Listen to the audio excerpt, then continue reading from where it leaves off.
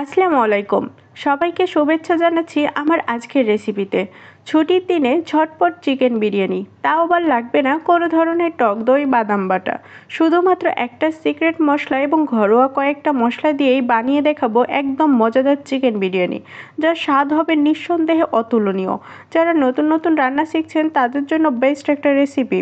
চলেন তাহলে রেসিপিতে যাওয়া যাক। প্রথমে প্যানে আমি প্রায় 2 টেবিল চামচের মতো দিয়ে দিলাম তেল।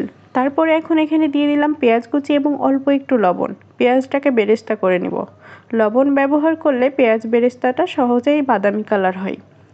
তারপরে অবশিষ্ট তেলে আমি দিয়ে দিলাম 1/2 কাপ পরিমাণ পেঁয়াজ কুচি। এখন পেঁয়াজ কুচিটা ভালো মতোভাবে ফ্রাই করে নিতে হবে। যখন হালকা ফ্রাই করা হয়ে যাবে তখন দিয়ে দিব 1 চা চামচ আস্ত জিরা। আস্ত জিরাটা দিলে এর ফ্লেভারটা অনেক ভালো আসে। যখন জিরাটা মেশানো হয়ে যাবে তখন এখানে 2.5 চা চামচ দিয়ে দিলাম লবণ। পুরো বিরিয়ানির স্বাদটা একবারেই যেন আমরা কাভার করতে পারি, এই জন্য একবারেই লবণটা ব্যবহার করছি 2.5 চা চামচ। তারপরে ভালো মতোভাবে এখানে অল্প একটু পানি দিয়ে মিশিয়ে নিচ্ছি। এই পর্যায়ে মরিচ, রসুন, আদা বাটা একত্রে দিয়ে দিচ্ছি। এর পরিমাণটা ডেসক্রিপশন বক্সে দেওয়া থাকবে, আপনারা চেক আউট করতে ভুলবেন না।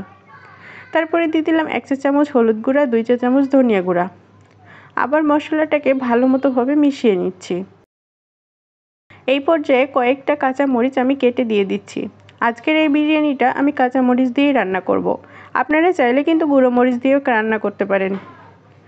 কাঁচা মরিচ দিলে কিন্তু ফ্লেভারটা অনেক ভালো আসে, এই জন্য কাঁচা মরিচ দিয়ে রান্না করব। এই পর্যায়ে অল্প একটু পানি দিয়ে ভালো মতোভাবে মশলাটাকে কষিয়ে নিতে হবে।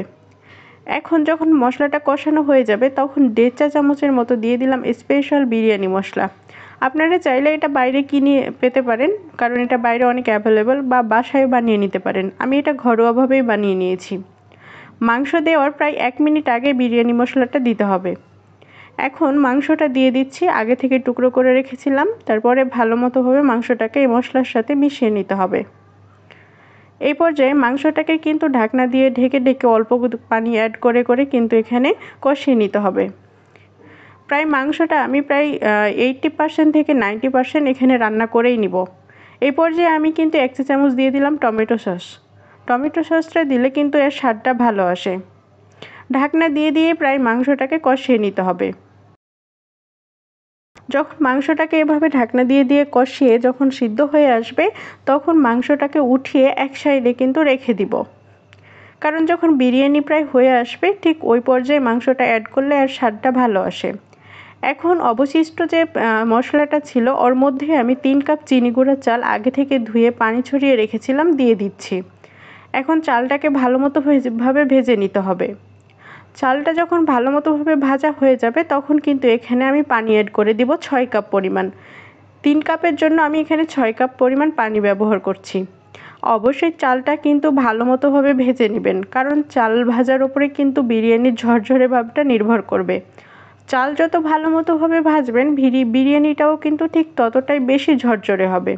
তো এই পর্যায়ে যখন দেখতে পাচ্ছেন পানিটা প্রায় অল্প শুকিয়ে এসেছে এবং হালকা পানি আছে, এই পর্যায়ে আমি যে মাংসটা উঠিয়ে রেখেছিলাম সেই মাংসটা এই চালের মধ্যে দিয়ে দিতে হবে।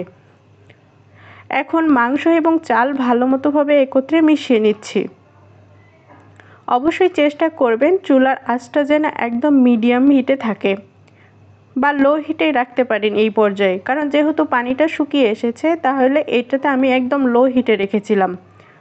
তারপরে ভালো মতোভাবে একত্রে মাংসটা মেশানোর পর ঢাকনা দিয়ে ঢেকে যে ঢাকনার যে ছিদ্রটা থাকবে সেটা বন্ধ করে এখন এটাকে দমে রেখে দিব তাই প্রায় 20 মিনিট। এই পর্যায়ে কিন্তু চুলার আঁচটা কিন্তু বন্ধ থাকবে, কারণ আমরা এখন এটাকে কিন্তু দমে বসিয়েছিলাম। তো দেখতেই পাচ্ছেন 20 মিনিট পর একদম বিরিয়ানিটা ঝরঝরে হয়ে গিয়েছে। দেখতেও মাশাআল্লাহ অনেক বেশি টেস্টি মনে হচ্ছে, খেতেও কিন্তু অনেক বেশি টেস্টি মনে হয়েছিল। এই পর্যায়ে আমি যে পেঁয়াজ বেরেস্তাটা করে রেখেছিলাম সেই পেঁয়াজ বেরেস্তা বিরিয়ানির ওপরে দিয়ে দিচ্ছি। অবশ্যই মনে রাখবেন পেঁয়াজ বেরেস্তা দিলে বিরিয়ানির স্বাদটা কিন্তু দ্বিগুণ হয়ে যায়। তো আশা করি আজকের এই ভিডিওটি আপনাদের কাছে অনেক ভালো লেগেছে। আজকের জন্য এই পর্যন্তই। আসসালামু আলাইকুম, ভালো থাকবেন সবাই।